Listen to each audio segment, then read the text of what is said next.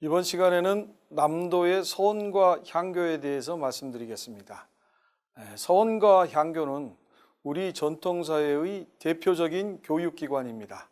그리고 우리가 주변에서 쉽게 접할 수 있는 건축물이기도 합니다.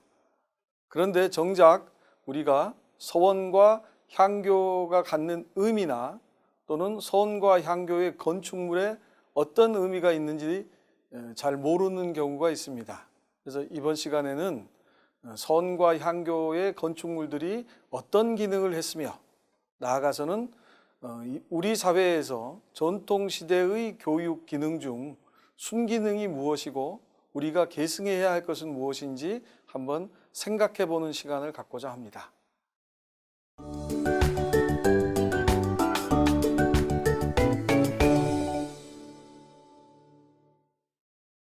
안녕하세요. 순천대 사학과 이육입니다. 향교와 서원은 고려시대 이래 특히 조선시대의 대표적인 교육기관입니다. 하지만 향교와 서원은 몇 가지 점에서 차이가 있습니다. 그래서 우리가 흔히 보는 향교와 서원이 어떤 것인지 서로 비교해 가면서 알아보겠습니다. 향교는 설립 주체가 국가입니다. 다시 말해서 요새로 치면 공립 내지는 국립이 되겠습니다. 반면에 서원은 개인이 세웠습니다. 그런 점에서 사립이라고 볼 수 있습니다. 두 번째, 지금의 교육기관과 달리 조선시대의 교육기관은 교육기능과 함께 제사 지내는 기능, 즉 제향 기능이 같이 있습니다. 그래서 향교나 서원에는 반드시 거기에서 제사 드리는 인물이 정해져 있습니다. 그래서 이 제향 인물에 있어서도 향교는 이른바 유학에 있어서 종주라고 하는 이 유학이라고 하는 것은 다른 무엇보다 누구로부터 배웠느냐가 굉장히 중요합니다.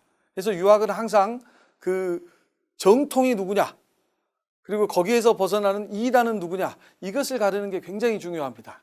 그래서 유학에서 이른바 정통의 자리를 차지하고 있는 공자로부터 사성, 공자의 제자인 십철, 72현 그리고 조선은 유학 중에서도 성리학을 받아들인 나라입니다. 그리고 이 성리학이 집대성된 시기가 송나라 때입니다. 그래서 송나라 때 이른바 성리학을 집대성한 6명의 학자 그리고 우리나라의 대표적인 유학자 18명 이렇게를 모시고 있는 곳이 향교입니다. 반면 서원은 각 지역마다 또는 서원마다 제사 지내는 인물이 다르고요. 그리고 그 인물들은 대부분 우리나라의 이른바 유명한 유학자가 되겠습니다. 그 다음에 향교는 고려시대 이래로 지속적으로 관학의 위치를 차지했고요. 서원은 조선시대 그것도 이른바 4차례의 사화, 조광조 등이 이른바 정치적인 탄압을 입고 크게 당한 그 이후에 중앙정계에서 물러난 살인파들이 자신들의 어떤 학문적, 정치적 위상을 유지하기 위해서 만들기 시작한 데서 유래되었습니다. 그런 측면에서 향교와 서원은 차이가 있고요. 다만 기능적인 측면에서는 향교나 서원 모두 교육 기능과 제향 기능을 겸하고 있다는 점에서는 같은 것입니다. 그러면 향교는 아까도 말씀드린 것처럼 9년단인데 남한에만 231개의 향교가 있습니다. 예를 들어서 지금의 순천 같은 경우는 조선시대 때는 순천부와 나간군 일부의 두 개가 원래 현재의 순천에 있던 군입니다.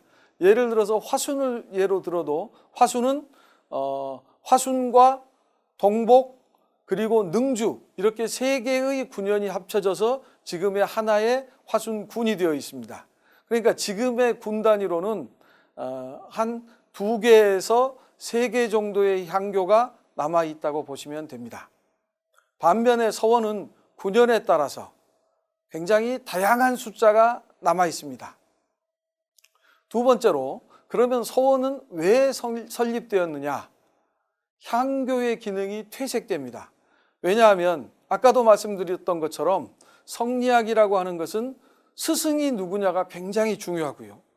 그래서 원래 조선이 향교를 세울 때는 과거에 급제한 사람 중에서 상위권이 아닌 사람들에게 향교의 교수로 임명해서 각 지방에 파견했었습니다.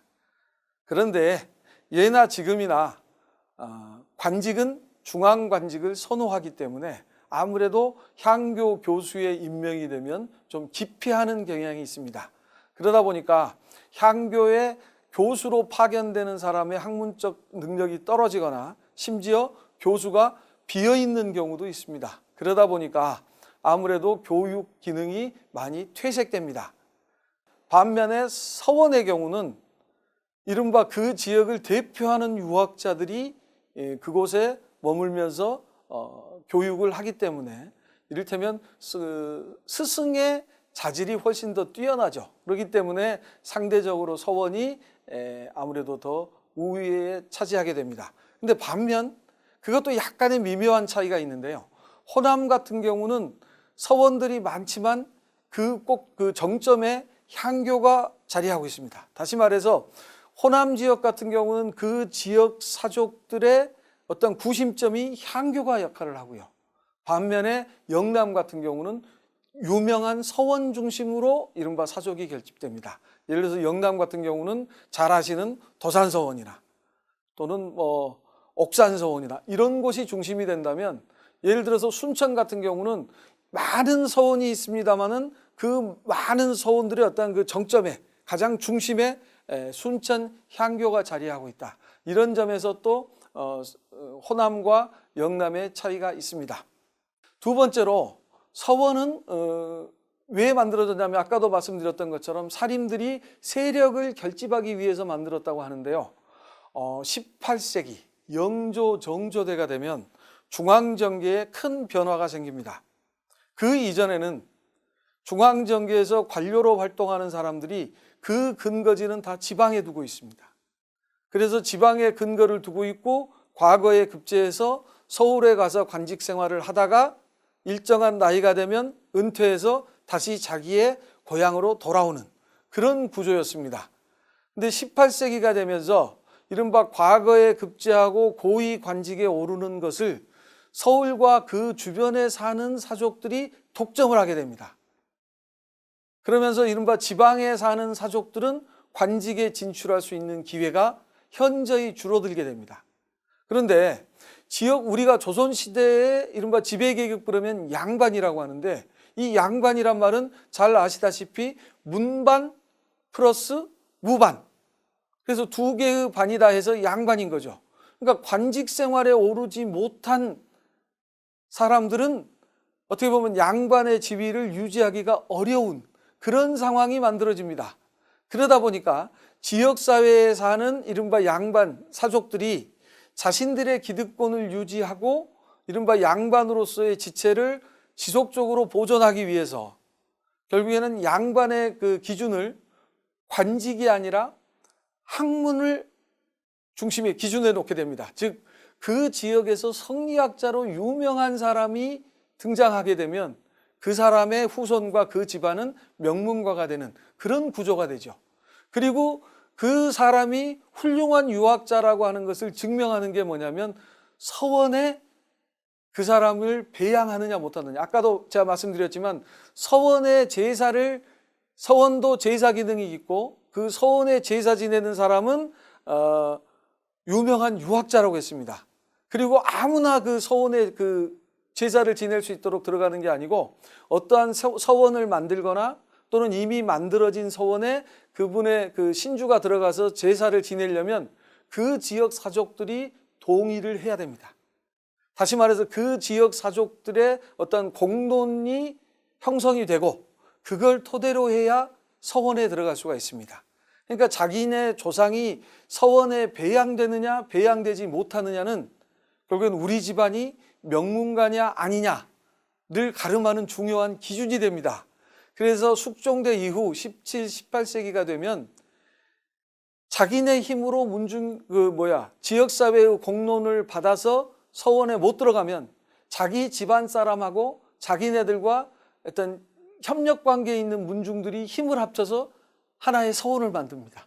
그래서 자기 집안만의 서원, 그걸 보통 문중서원이라고 합니다. 그래서 17, 18세기 이후에는 이런 문중서원들이 굉장히 많이 만들어집니다.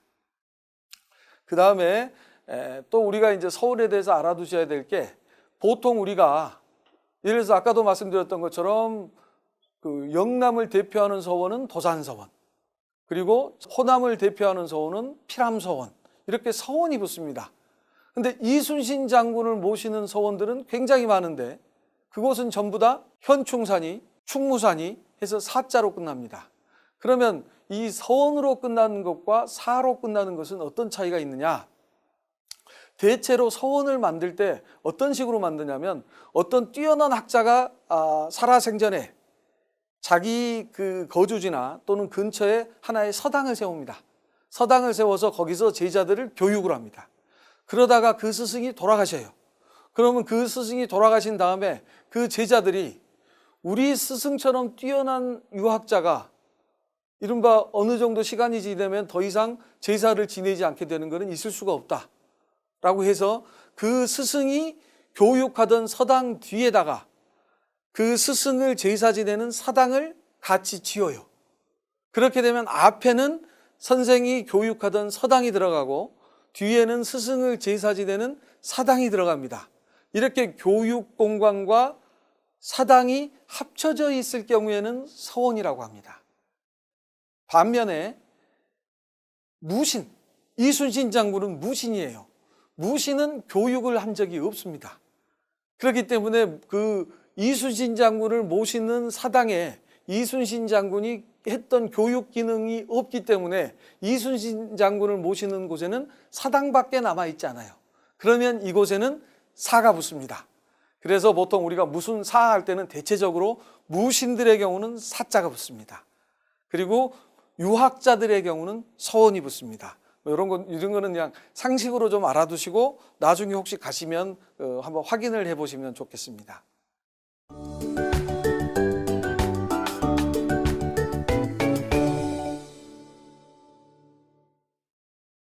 그러면 향교에 대해서 보겠습니다. 향교는 제일 중요한 공간이 역시 제사 지내는 공간입니다.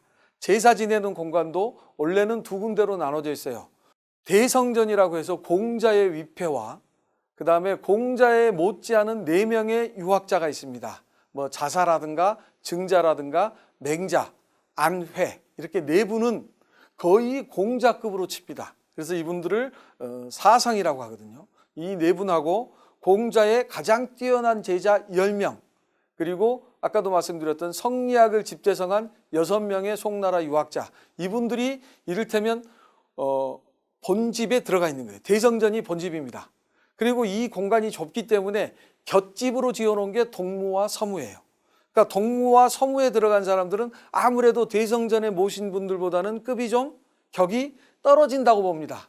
근데 여기에 들어가는 분들이 누구냐면 공문 72연은 아까 공자 제자 중에서 10명의 10처를 제외한 나머지 분들, 그리고 한나라 때부터 원나라 때까지 뛰어난 유학자 22명, 그리고 우리나라 유학자 18명, 이렇게 모셔져 있습니다.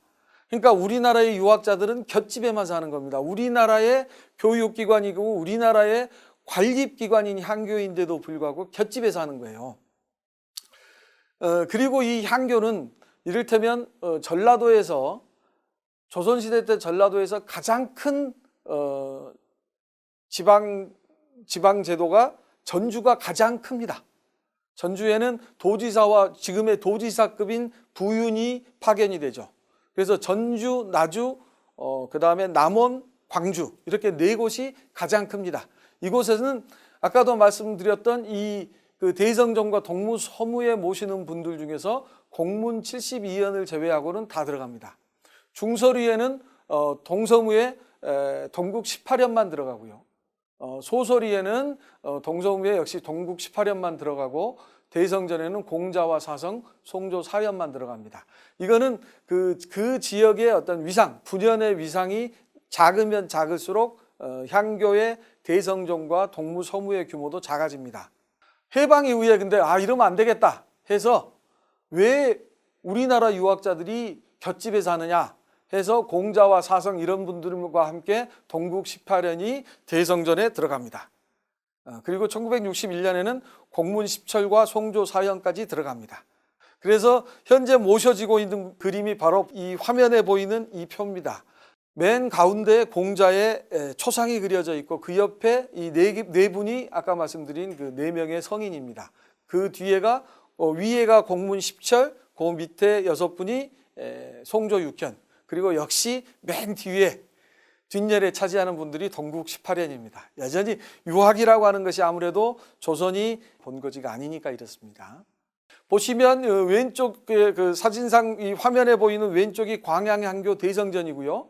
오른쪽에 보통 이 대성전 내부는 보여주지 않는데 양주향교에 찍힌 사진이 있어서 보여드리면 보시면 정면에 그림이 붙어져 있죠. 이분이 바로 공자의 초상입니다.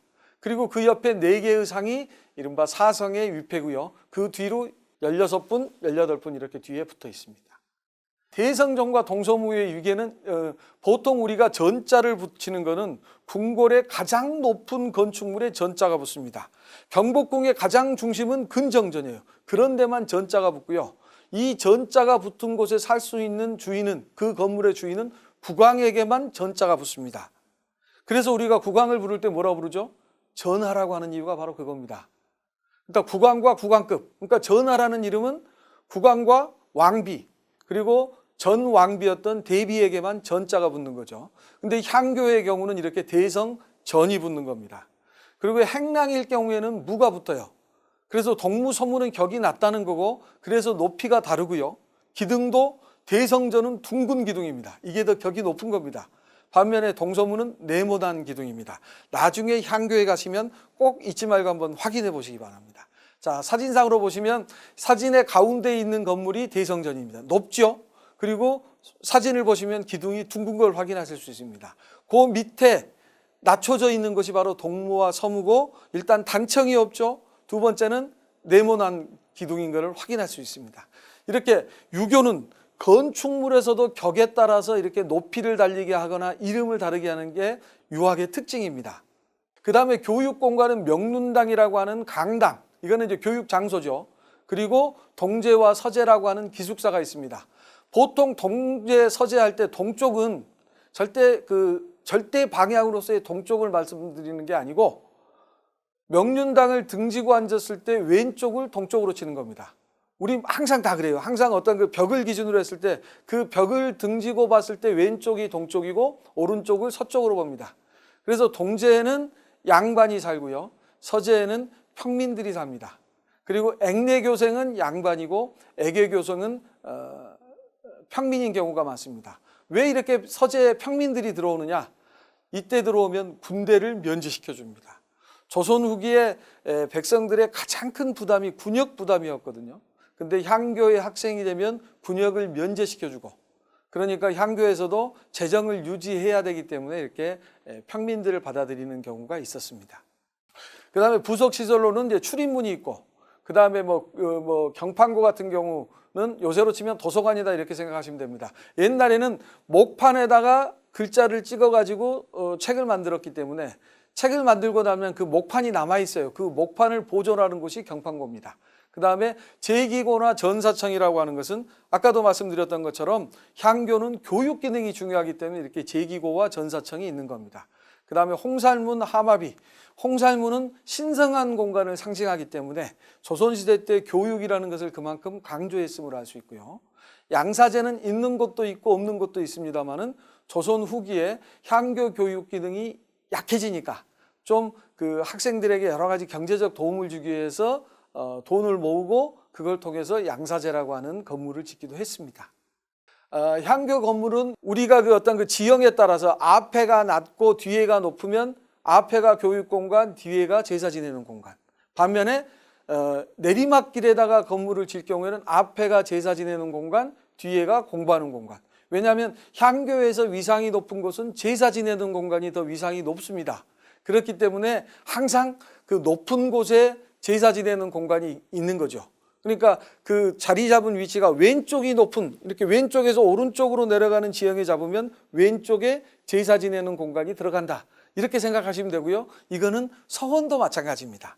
그러니까 왜 여기는 앞에 제사 지내는 공간이 있지? 이렇게 의문을 갖지 마시고, 그럴 경우에는 높이가 어떻게 되는지, 이 건물이 내리막길에 앉혀졌는지 오르막길에 앉혀졌는지를 보시면 바로 그 이해되실 수 있을 겁니다.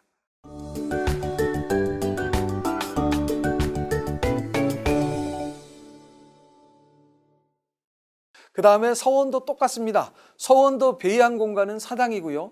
아까도 말씀드렸던 것처럼 이 사당에 모셔진 인물은 그 지역을 대표하는 유학자이거나, 또는 조선을 대표하는 유학자이거나, 또는 그 집안의 이른바 유명한 그 집안을 대표하는 유학자이거나, 이렇게 됩니다.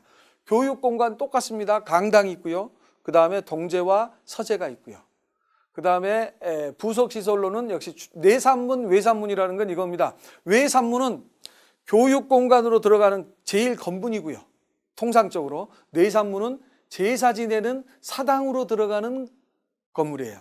그러니까 우리가 현충사에 가면 내산문, 외산문으로 나누어져 있지 않습니다. 왜? 교육공간이 없기 때문입니다. 전사청, 장판각, 도서관도 다 마찬가지고요. 역시 서원에도 홍살문이 있습니다. 이렇게 보시면 역시 구조가 비슷하다는 걸 아실 수 있습니다. 서원도 여기서 보시면 전학 후묘 또는 전당 후제, 이게 다 마찬가지입니다. 뒤에 산이 있는 경사지에 따라서 건물이 배치되는 거고요. 대부분의 서원들이 그렇게 됩니다. 도산서원이나 도동서원을 비롯한 대표적인 서원이 그렇고요. 그 다음에 동제나 서제가 강당의 뒤에 배치되는 경우는 호남의 피람서원이 아주 대표적인 경우입니다. 이런 경우는 그 피람서원은 가보시면 알겠지만 평지에 만들어져 있어요. 평지에. 그럴 경우에는 보통 강당과 서재의 위치가 바뀌어 있기도 합니다. 지금 보시면 위에 있는 그림이 바로 경사지. 제가 아까 말씀드렸죠. 경사지 같은 경우는 전학 후묘라고 말씀드렸습니다. 화면의 밑에 그림을 보시면 평지죠. 이럴 경우에는 이렇게 전당 후제의 구조가 되는 경우가 많습니다. 그래서 혹시 나중에 우리 유홍준 교수가 얘기했죠. 알아야 보인다고, 아는 만큼 보인다고 하는 것처럼 이런 것들 굳이 제가 이거 이 세상 살아가는데 별로 도움이 되지는 않겠습니다만은, 그래도 이왕 가셨으면 이게 어떤 의미가 있는지는 아시는 게 좋을 것 같아서 좀 말씀드립니다. 자, 그리고 우리가 보통 사획서원 많이 들어보셨죠? 사획서원이 뭐냐면 이 화면에 보이는 이게 이제 피람서원이라고 써 있는 겁니다. 그리고 한자는 오른쪽에서 왼쪽으로 읽어가는 겁니다. 그래서 필암서원이고요. 이 피람서원이라고 써 있는 이 건축물, 이 구조를, 이거를 편액이라고 합니다. 편액. 근데 이 편액을, 이 서원을 만든 사람들이 이 편액을 마련한 것이 아니고 국가에서, 즉 국왕이 하사했다는 겁니다. 그래서 사획할 때 사자가 하사할 사자, 액자는 편액, 액자입니다. 그래서 편액을 하사했다. 그래서 사획서원이 된다는 얘기는 뭐냐면 이 피람서원이라고 이렇게 써서 임금이 그 서원에 내려주는 겁니다. 그럼 이 얘기는 이 서원에 모셔져 있는 유학자는 조선을 대표하는 유학자라는 것을 국가에서 공인했다는 의미가 있어요. 그런 측면에서 이 사획서원이 된다는 것은 굉장한 의미가 있습니다. 그리고 단순히 이 편액만 내려주는 게 아니고, 서원은 교육기관이기 때문에 반드시 책을 보내줍니다. 지금은 책이 흔하지만 그 당시에는 이 책을 갖고 있지 못해요. 많은 사람들이 비싸고. 그래서 책을 국가에서 내려주고, 또 서원을 유지하는 데 필요한 노비와 토지도 내려주고, 그래서 어떻게 보면 굉장한 영광이 될 수도 있고, 사획서원이 되었다는 것은 그 지역의 대표적인 서원이라는 의미가 되기도 합니다. 예를 들어서 순천의 서원이 이렇게 표에 보시는 것처럼 굉장히 많아요. 근데 이 많은 서원 중에 사획서원은 맨 위에 있는 옥천서원과 그 다음에 정충사, 이 두 군데가 그 사획서원이고, 나중에 세워진 지봉 이수광을 모신 지봉사, 이렇게 이 세 군데만이 사획서원입니다. 나머지는 사획을 받지 못합니다. 이런 측면에서 이 사획서원이라고 하는 것은 굉장한 의미가 있다, 이렇게 보시면 되고요. 이 서원은 나중에 굉장한 그 뭐라 그럴까요? 병폐가 됩니다. 왜냐하면 이 서원을 토대로 해서 군역에 빠지죠. 또 서원에 소속된 토지는 세금도 면제해 줍니다. 그러다 보니까 국가가 운영되려면 군인들에게 군포를 받아서 군대를 운영해야 되고, 토지에서 세금을 받아서 국가를 운영해야 되는데, 이 서원들이 많이 생기고 또 이 서원을 빌미로 해서 군인 노비라든가 토지를 많이 장악해서 면세가 되고, 그리고 온갖 행패를 부리기 때문에 대원군 때 결국에는 서원 철폐라고 하는, 어떻게 보면 대개혁을 단행합니다. 그래서 1868년에는 일단 비사액 서원부터 철폐합니다. 그리고 1871년에는 사액 서원 중에 일부를 철폐하는데, 이때 세워진 원칙이 뭐냐면 한 사람의 유학자에게는 한 개의 서원만 허용하는 겁니다. 예를 들어서 순천의 사액 서원인 옥천 서원에는 김굉필이라는 분이 모셔져 있어요. 근데 이 김굉필의 본거지는 지금의 경상도 대구인 현풍입니다. 이 현풍에 김굉필을 모시는 서원이 남아 있어요. 그래서 결국에는 그 김굉필을 모시는 서원은 도동서원만 남겨두고 순천의 옥천서원은 폐지하는 이런 원칙으로 됩니다. 그래서 전국의 서원 중 47곳만 남겨져 있는데, 호남에서는 피람서원과 포충사 두 군데만 남습니다.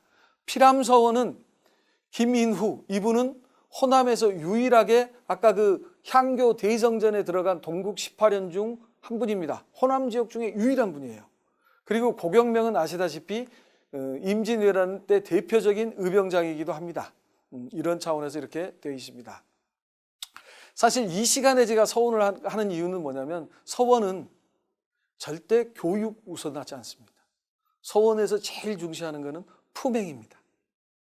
다시 말해서 학문의 우위를 중시하는 것도 아니고, 그러니까 향교와 서원에서는 제일 먼저 보는 게 학문하는 자세, 세상을 살아가는 자세, 다른 사람을 대하는 자세, 이런 것을 강조했습니다. 그래서 조선시대 교육의 가장 큰 특징은 출세지향 교육이 아니라 인성교육을 강조했고요. 그러다 보니까 아무래도 이른바 당쟁이나 좀 문중 경쟁의 원상이 되기도 했지만, 지금 이 시점에서 우리가 서원이나 향교에 대해서 다시 한번 돌아볼 것은, 결국에는 서원이나 향교가 가졌던 인성교육을 강조하는, 그래서 이른바 나만이 아니라 우리가 함께 살고 다른 사람을 존중했었던 우리의 전통을 좀 되살릴 필요가 있지 않나, 그런 차원에서 우리가 서원과 향교를 한번 다시 돌아볼 필요가 있지 않나, 이런 생각에서 오늘 이 강의를 마련했습니다. 감사합니다.